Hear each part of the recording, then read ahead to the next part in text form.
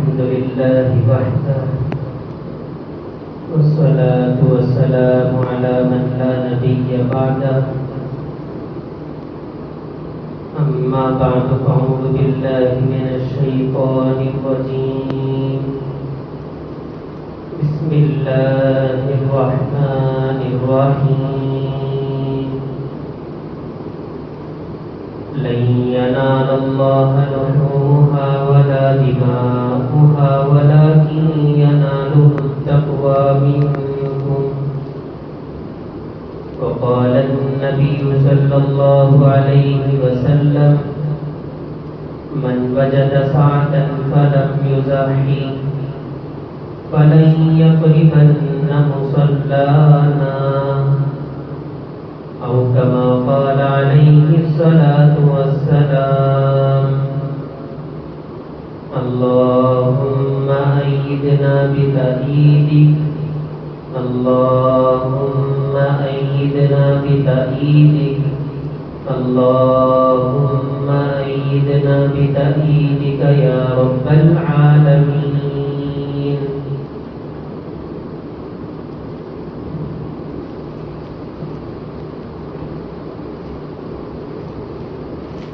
محترم معزز بزرگان دین اور میرے عزیز بھائیوں اور دوستوں اور امت مسلمہ کے نوجوانوں، اللہ تعالیٰ کا بڑا احسان ہے، اس کا شکر ہے، اس کا انعام ہے کہ اللہ تعالیٰ نے ہم سب کو اشہر حرم یعنی قابل احترام مہینوں کی سعادتوں سے مالا مال فرما رہا ہے۔ نیز اللہ تعالیٰ سے دعا ہے کہ اللہ تعالیٰ ہمیں ایسی مبارک گھڑیاں اور مبارک سعادتیں بارہا نصیب فرمائیں، آمین۔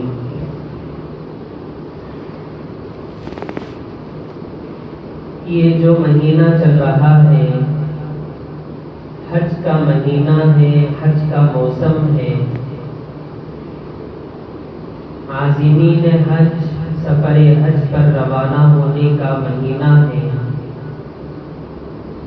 اور ایسے مبارک موقع پر حج کے ساتھ ایک دوسری عظیم عبادت بھی ہمارے سامنے آنے والی ہے جس کا نام ہے قربانی۔ حج کے موسم میں خاص کر دو عبادتیں بہت عظیم عبادتیں اور خاص عبادتیں شمار ہوتی ہیں۔ ایک عبادت تو ہم دیکھ ہی رہے ہیں کہ حجاج کرام سفر حج پر تشریف لے جا رہے ہیں، کل آخری دن تھا،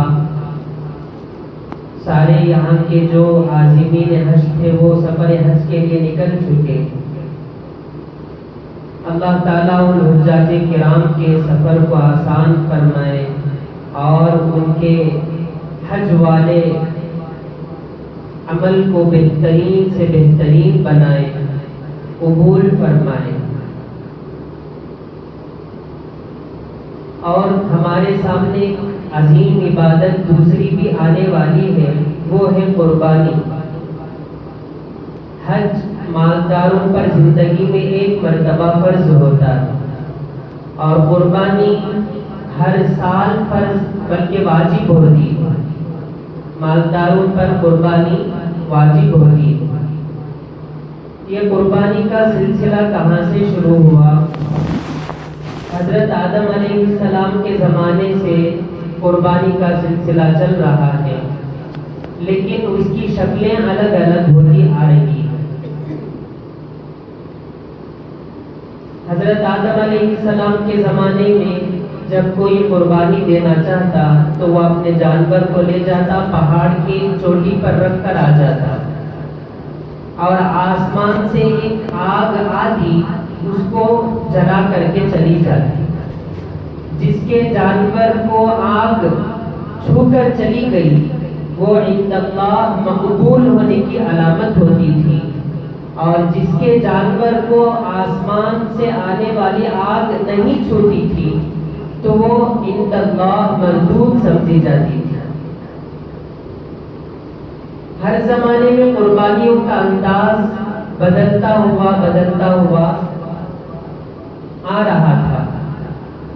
حضرت ابراہیم علیہ السلام کے زمانے سے قربانی کا ایک طریقہ رائج ہو گیا امت محمدیہ کے لیے بھی. ایسا کیا ہوا تھا حضرت ابراہیم علیہ السلام کے زمانے میں؟ آپ ہر سال بارہا سنتے ہیں کہ حضرت ابراہیم علیہ السلام اپنے بیٹے حضرت اسماعیل علیہ السلام کو خواب میں دیکھے. ایک مرتبہ خواب میں دیکھے کہ میں اپنے بیٹے کو ذبح کر رہا ہوں،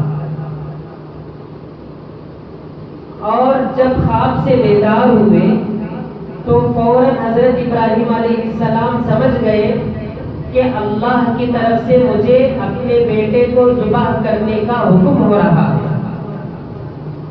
اور اپنے بیٹے سے فوراً جا کر کے کہا کہ بیٹا تجھے تو معلوم ہے کہ نبی کا خواب بھی اللہ کی طرف سے حکم ہوتا ہے، اللہ کی طرف سے وحی ہوتی ہے. میرے خواب میں میں نے دیکھا انی ارا فی المنام انی اذبحک فانظر ماذا تری. بیٹے اسماعیل، میں نے تجھے اپنے خواب میں دیکھا کہ میں اپنے ہاتھوں سے تجھے ذبح کر رہا ہوں. اب پتا یہ اللہ تعالیٰ کی طرف سے مجھے تو حکم ہو گیا ہے، میں تو ذبح کرنے ہی والا ہوں. اب تو بتا کہ تیرا کیا خیال ہے؟ کوئی باپ آج کے زمانے میں اپنے بیٹے کے حوالے سے اگر ایسا خواب بھی پڑے تو سمجھتا ہے کہ شیطان کی طرف سے ہے اور ہرگز نہیں مانتا. اگر کوئی اس کو کہے بھائی یہ تم کو اللہ کی طرف سے حکم ہوا ہے تو اسی کو مار دیتا ہے، لیکن اپنے بیٹے کو چھری لے جا کر کے ذبح کرنے کا سوچتا تک نہیں. لیکن حضرت ابراہیم علیہ السلام اور ان کے بیٹے اسماعیل علیہ السلام پر اللہ تعالیٰ جو ہے ایسی نظر عنایت فرمائے تھے کہ وہ اللہ کے حکم کے تابع ہو چکے تھے. باپ بھی اللہ کے حکم کا تابع، بیٹا بھی اللہ کے حکم کا تابع. جو بھی اللہ کی طرف سے آرڈر آتا تھا اس کو فوراً سرے تسلیم خم کر دیتے تھے، مان لیتے تھے. بیٹے نے جواب میں کہا یا ابت فعل ما تؤمر ستجدنی انشاء اللہ من الصابرین. ابا جان، آپ کو جو حکم ہوا ہے وہ آپ کیجیے، مجھے آپ صبر کرنے والوں میں سے پائیں گے. میں صبر کر لوں گا، میری زندگی ختم ہوتی ہے آپ کے ہاتھوں. اللہ کے حکم کی وجہ سے مجھے کوئی پرواہ نہیں ہے، بلکہ میرے لیے سعادت ہے کہ میں اللہ کے نام پر قربان ہو رہا ہوں. ادھر باپ بھی اللہ کے حکم کے سامنے سر جھکا کر بیٹے کو ذبح کرنے پر تیار ہے، اور ادھر بیٹا بھی اللہ کے رضامندی کو حاصل کرنے کے لیے، قربان ہو جانے کے لیے، گردن کٹانے کے لیے تیار ہے. یہ سبق ہمیں امت کو ملتا ہے کہ اللہ کی طرف سے جو بھی حکم آتا ہے، خواہ وہ ہماری مرضی کے مطابق ہو یا مرضی کے خلاف ہو، ہمارے مزاج کے موافق ہو یا ہمارے مزاج کے مخالف ہو، اللہ کا حکم ہے تو آگے ہمیں سر تسلیم خم کر دینا ہے، اپنے سر کو جھکا دینا ہے. یہی اللہ تعالیٰ اپنے بندوں سے دیکھنا چاہتے ہیں. جب بیٹے کا یہ جواب حضرت ابراہیم علیہ السلام سنے تو فوراً چھری کو تلاش کیے، چھری کہاں ہے؟ اب سیدھے گئے، چھری کو لے لیے، ایک ہاتھ میں چھری ہے، دوسرے ہاتھ میں بیٹا اسماعیل علیہ السلام ہے۔ اسماعیل علیہ السلام کتنی عمر کے تھے؟ اس وقت کتابوں میں آتا ہے چلنے پھرنے کے قابل ہو چکے تھے، یعنی گود کے بچے نہیں تھے، چلتے پھرتے بچے تھے۔ ان کا ہاتھ پکڑے بائیں ہاتھ سے، چھری کو پکڑے دائیں ہاتھ سے، اور سیدھے لے کر کے چلے مینا کی طرف، جو مقام مینا ہے وہاں پر لے کر گئے۔ کس ارادے سے جا رہے؟ بیٹے کو ذبح کرنے کے ارادے سے۔ وہاں جانے کے بعد میں جب ذبح کرنے کا وقت آیا تو حضرت ابراہیم علیہ السلام چھری اٹھاتے ہیں، فوراً اسماعیل علیہ السلام بیٹے کہتے ہیں ابو جان آپ کی آنکھوں پر پٹی باندھ لیجیے، اگر آنکھیں کھلی رہیں گی تو شاید میری قربانی کرنے کے وقت میں میری شفقت تم پر غالب نہ آ جائے اور تمہارا ہاتھ کاٹنے سے رک نہ جائے، اللہ کا حکم رہ نہ جائے، آپ اپنی آنکھوں پر پٹی کو باندھ لیجیے۔ حضرت ابراہیم علیہ السلام کو کون مشورہ دے رہے؟ بیٹا جو قربان ہو رہا ہے وہ بیٹا۔ پٹی باندھ لی، اس کے بعد میں چھری اٹھائے اور بسم اللہ اللہ اکبر کہہ کر کے جو ہی چھری گلے کو لگنی تھی فوراً اللہ کو اپنے یہ محبوب کی ادا پسند آ گئی کہ دیکھ یہ باپ ہے، میں اس کا امتحان لے رہا ہوں بیٹے کو ذبح کر، اور یہ امتحان میں کامیاب ہے، اور اس کو کہہ رہا ہوں کہ میرے نام پہ قربان ہو جا، یہ بھی میرے حکم کے تابع ہو گیا، مجھے یہ ادا بہت پسند آ گئی۔ اب میں امت مسلمہ تک، آنے والے قیامت تک، آخری انسان تک میں یہ عمل کو واجب قرار دیتا ہوں، یہ کہہ کر اللہ تعالیٰ نے فوراً جنت سے ایک دمبا حضرت جبرائیل علیہ السلام کے ہاتھوں سے روانہ فرمایا۔ جبرائیل علیہ السلام فوراً آئے دمبے کو لے کر، جو ہی پٹی کھول کر کے دیکھا تو چھری تو چل چکی تھی، حضرت ابراہیم علیہ السلام چھری کو چلا چکے تھے، سمجھ رہے تھے کہ قربان ہو گیا ہے میرا بچہ۔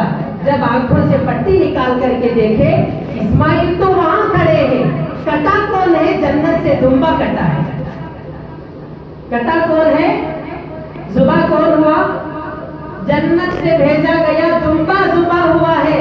اسماعیل علیہ السلام کو دیکھے تو وہاں کھڑے ہیں، فوراً پریشان ہو گئے، ارے کہیں میرا بیٹا تو خلاف ورزی نہیں کر لیا، دھوکے میں دے کر کے کہیں یہ ہاتھ سے چھوٹ کر نہیں چلا گیا۔ فوراً اللہ کی طرف سے وحی آئی کہ ابراہیم آپ ہمارے دوست ہیں، آج کے بعد میں آپ کی یہ ادا ہمیں اتنی پسند آئی، اتنی پسند آئی، آخری نبی کی امت کے مالداروں پر بھی ہم یہ عمل کو واجب قرار دیتے ہیں۔ اسی لیے آج ہمارے مالداروں سے یوں کہا جاتا ہے کہ بھئی ہر سال آپ پر قربانی واجب ہے۔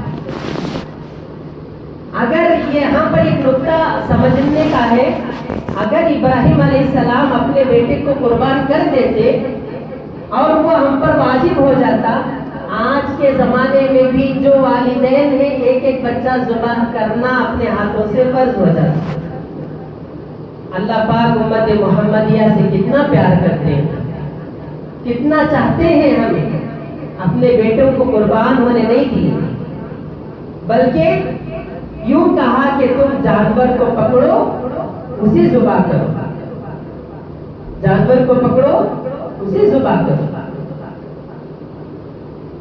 تو امت کے مالداروں سے حضرت ابراہیم علیہ السلام کا یہ واقعہ بتاتا ہے کہ بھئی قربانی کرنا مت چھوڑو، اور قربانی ہر سال واجب ہوتی ہے۔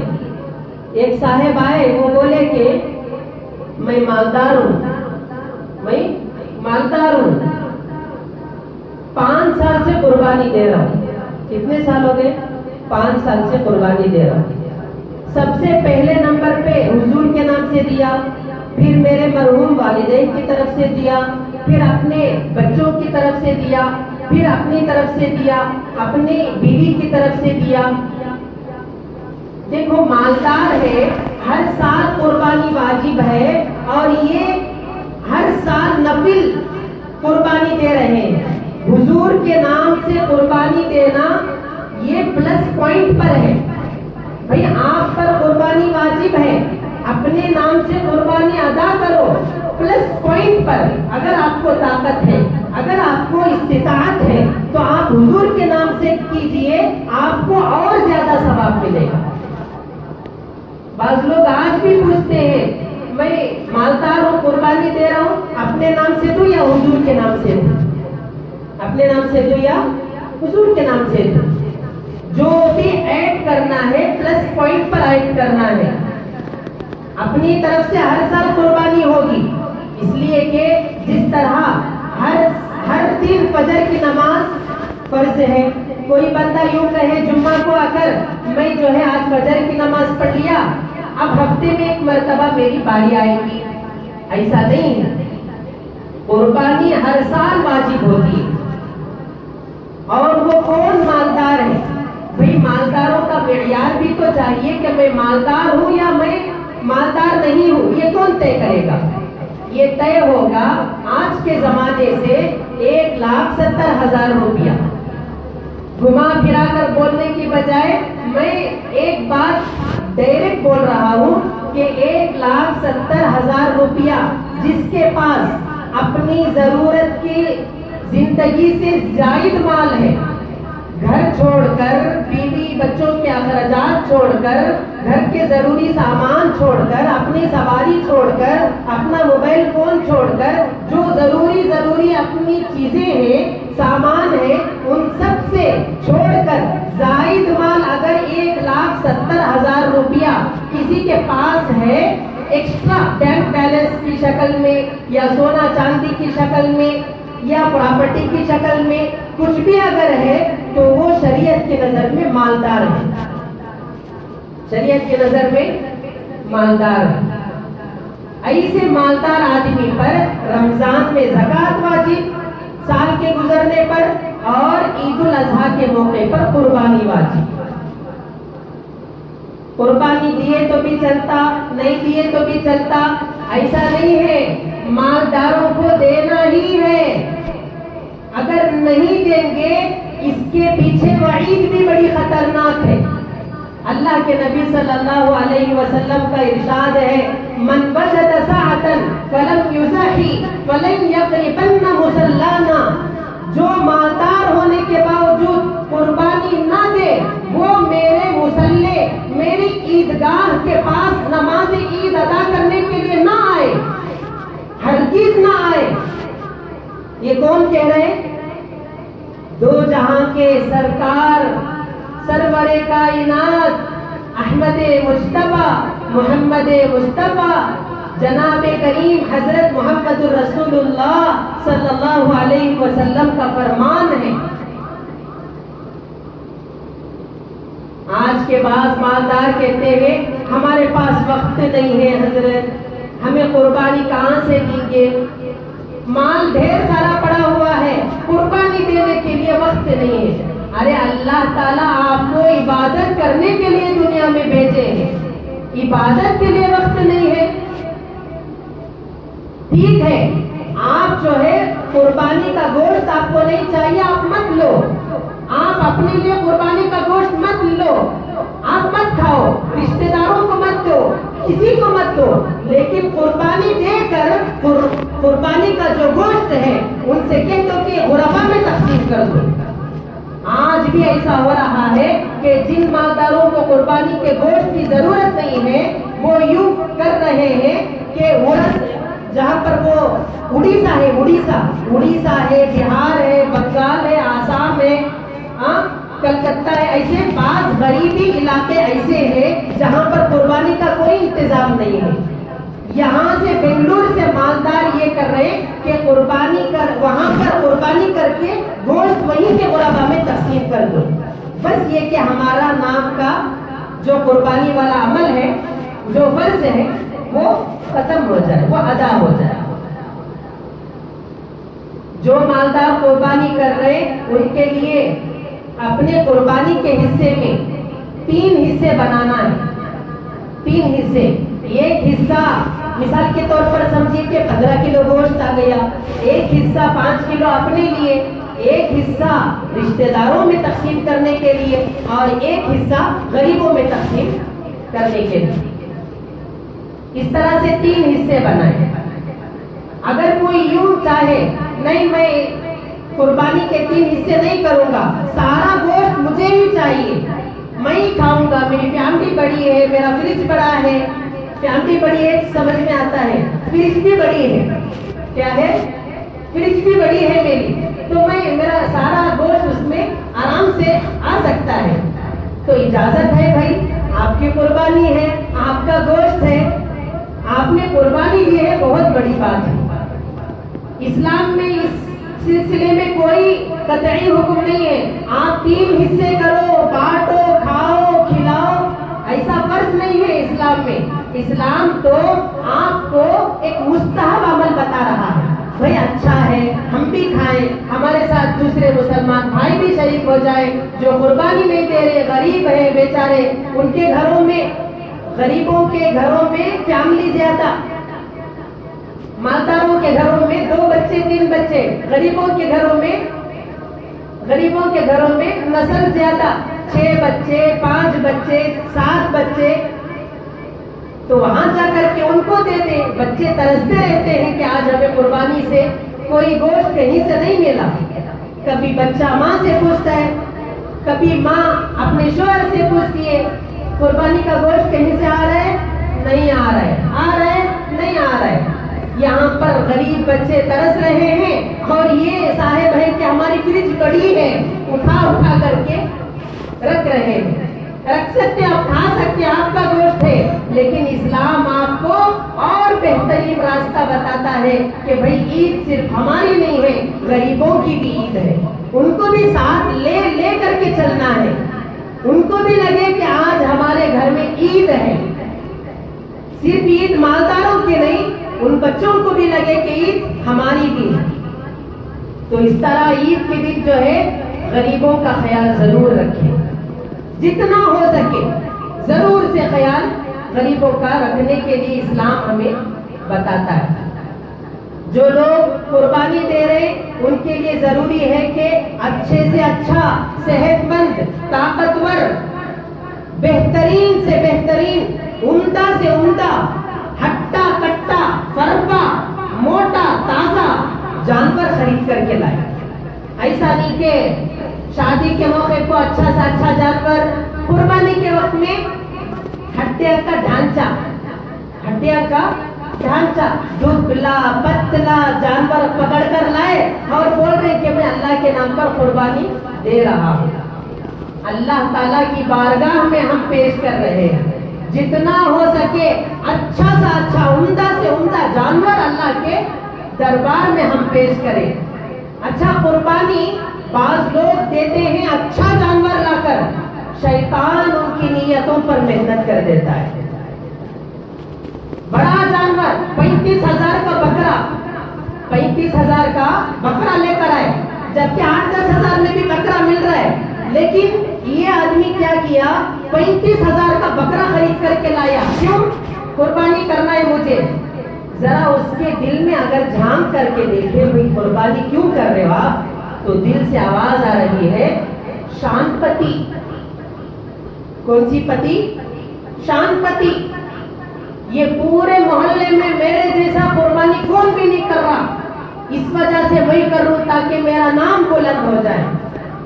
یہ گلی میں سب کے جانور دبلے پتلے بیمار، میرا جانور ایسا رہنا، یہ جو اندر سے ریاکاری آ رہی ہے، اپنے نام و نمود کا جھنڈا بلند کرنے کا، یہ ریاکاری شیطان کی طرف سے ہے۔ اگر یہ دل میں چھپ کر بیٹھا ہے، سمجھو کہ قربانی تمہاری گئی۔ کہاں گئی؟ پانی میں ملنے کو گئی۔ قربانی ویسٹ، اللہ پاک قبول نہیں کرتے۔ اللہ پاک کے پاس کیا جانور نہیں ہے؟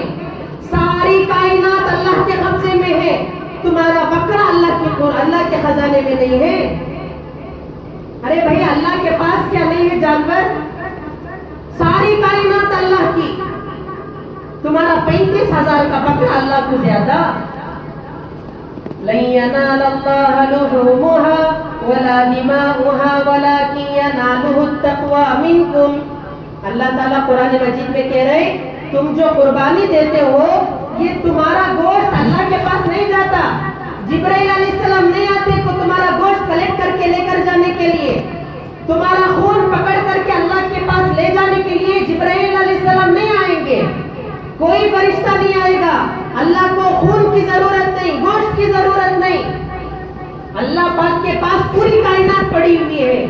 اللہ پاک تو دیکھنا چاہتے ہیں میرے دل، میرے بندے کے دل میں کیا ہے، میرے بندے کے دل میں کیا ہے. اگر میرا بندہ یہ چاہتا ہے میرا اللہ پاک میری قربانی کو قبول کر لے تو بڑی بات ہے، تو اللہ پاک ضرور قبول کرے. اللہ کی رضامندی مقصود ہو، اللہ کی رضامندی مطلوب ہو. کس کو خوش کرنے کے لیے بھائی؟ کس کو خوش کرنے کے لیے؟ اللہ کو خوش کرنے کے لیے زبان نہیں بولنا، ہمارے دل سے آواز آنا کہ میں اللہ کے لیے قربانی کر رہا ہوں، تب جا کر وہ قربانی اللہ پاک قبول فرماتے ہیں. جو بھی قربانی دے رہے، اگر وہ یہاں ہے ہمارا پیغام سن رہے تو بہت اچھی بات ہے. اگر وہ یہاں نہیں ہے اور ہمارے کانٹیکٹ میں ہے ان کو بتائیے پہلے کہ شیطان تمہیں قربانی کرنے سے منع نہیں کرتا. شیطان بس یہ کرتا ہے تمہاری نیتوں کو محنت کر کے اللہ کے بجائے لوگوں کو خوش کرنے کی طرف پھیر دیتا ہے. شیطان کے وسوسوں کو سمجھیں گے. من الجنۃ والناس، شیطان کے وسوسوں سے بچنا ہے. الذی یوسوس فی صدور الناس، جو شیطان ہوتا ہے وہ دلوں کے اندر وسوسے ڈالتا ہے. کیا وسوسہ؟ غرور، تکبر آ جاتا ہے.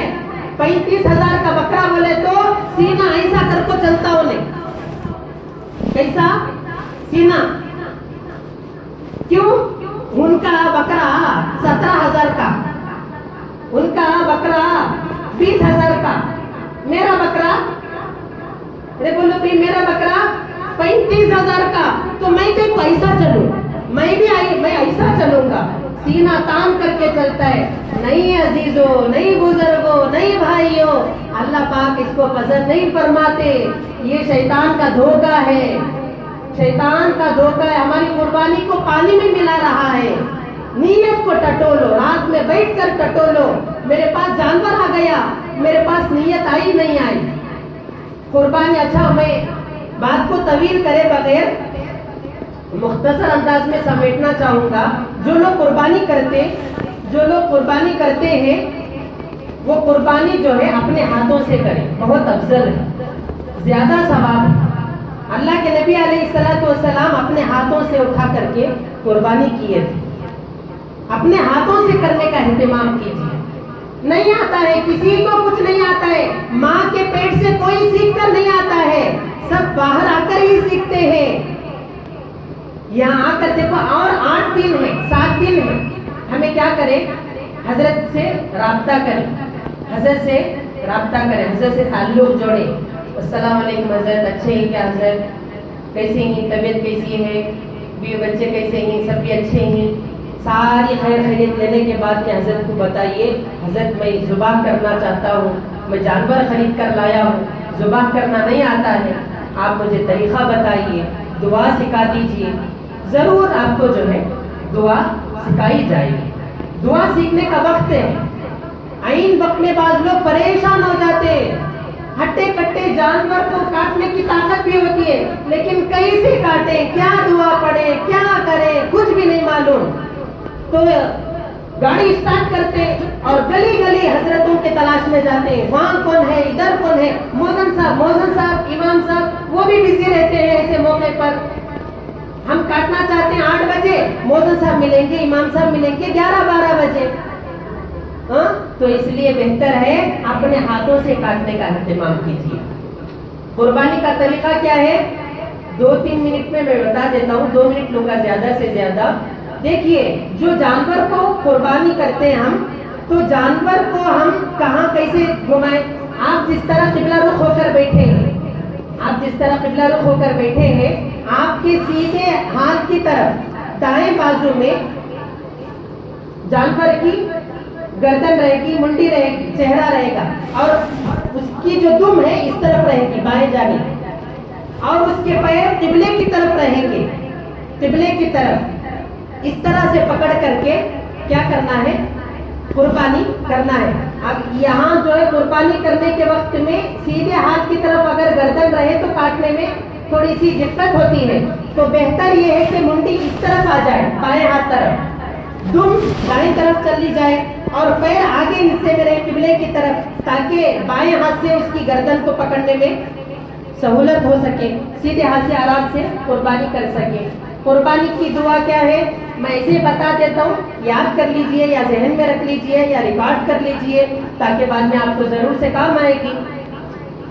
सबसे पहले नियत इस तरह से जुबान में पढ़ना, इन्नी वज्जहतु वजहिया लिल्लज़ी फतरस समावाति वल अर्ज़ हनीफा वमा अना मिनल मुशरिकीन।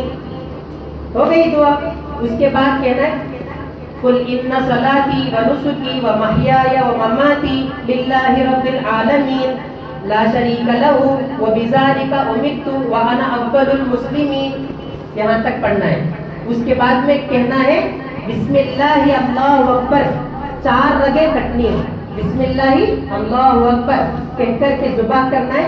फिर बाद में दुआ को मुकम्मल करना है। अल्लाहुम्मा तक़ब्बलहू, मिसाल के तौर पर किसी का नाम ज़ैनब है, उसकी तरफ से कुर्बानी हो रही है, अल्लाहुम्मा तक़ब्बलहू मिन ज़ैनब कमा तक़ब्बलता मिन खलीलिका इब्राहीम अलैहिस्सलाम व हबीबिका मुहम्मदिन सल्लल्लाहु अलैहि वसल्लम।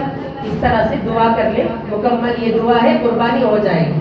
और कुर्बानी करने के बाद में उसका खून जो उसका गलाजत वगैरह है, इसका खास ख्याल रखें। गली में, कोचों में, सड़कों में इधर उधर जो है फेंक ना दें, बल्कि उसको सही एक मूठे में, एक कवर में सही तरीके से बांध दें, और जहाँ पे कूड़ा करकट डाला जाता है वहाँ पर जाकर के डाल दें, ताकि हमारा इस्लाम जो है ये सिखाता है कि किसी को तकलीफ नहीं देना है, किसी को तकलीफ नहीं देना है, किसी को अजियत नहीं पहुँचानी है।